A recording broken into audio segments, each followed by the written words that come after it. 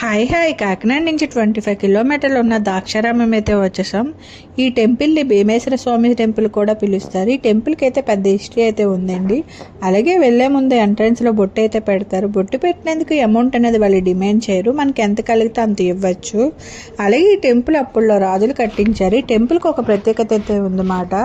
ఈ టెంపుల్కి ప్రత్యేకత ఏంటంటే అప్పుడులోనే శివుడికి తారకాసుడికి యుద్ధం జరిగినప్పుడు శివుడు 5 భాగాలుగా విభజించాడంట. అందులో ఒక భాగం వచ్చేసి ద్రాక్షారామంలో పడిందని అందరూ నమ్ముతారు. అలాగే ఇంకొక ప్రత్యేకత ఏంటంటే మన ఆంధ్రప్రదేశ్లో 2 శక్తిపీఠాలు అయితే ఉన్నాయి. అందులో 12వ శక్తిపీఠమైన అమ్మవారి దర్శనం మనకి ఈ టెంపుల్లో దొరుకుతుంది. అలాగే ఇక్కడ ఎలాంటి కోరికలు కోరుకున్నా ఇట్టాగే నెరవేరుతాయంట. ఈ టెంపుల్కి ఇంకా మనం పైకి మెట్లు ఎక్కి పైకి వెళ్ళి దర్శించుకోవాలి. ఇక్కడ టెంపుల్ వచ్చేసరికి చాలా అందంగా ఉంటుంది.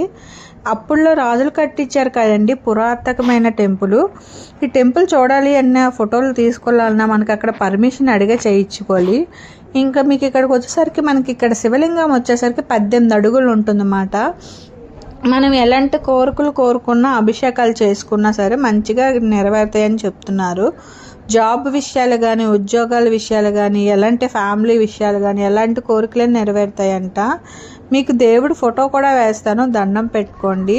నెక్స్ట్ వచ్చి అభిషేకం చేసుకోవాలని చెప్పాను కదండి. ఇక్కడ మీరు చూస్తున్నారు కదా, ఇక్కడ వాటర్లోని కోనేరులో తీసుకెళ్ళి వాటరు మనం ఇక్కడ శివలింగానికి అభిషేకం చేయించుకుంటే చాలా మంచిదంట. ఆ కోనేటిలోని కాళ్ళు అవి కడుక్కోకూడదంట, స్నానాలు అవి చేయకూడదంటండి. ఓన్లీ ఇది దేవుడికి మాత్రమే వాడుతారంట. ఈ కోనేటిలోని వాటరు మన కాళ్ళు కూడా అసలు టచ్ చేయకూడదు అని చెప్తున్నారు అన్నమాట. ఓన్లీ అలా వ్యూ పాయింట్ చూసి రావడమే, అది ఓన్లీ దేవుడికి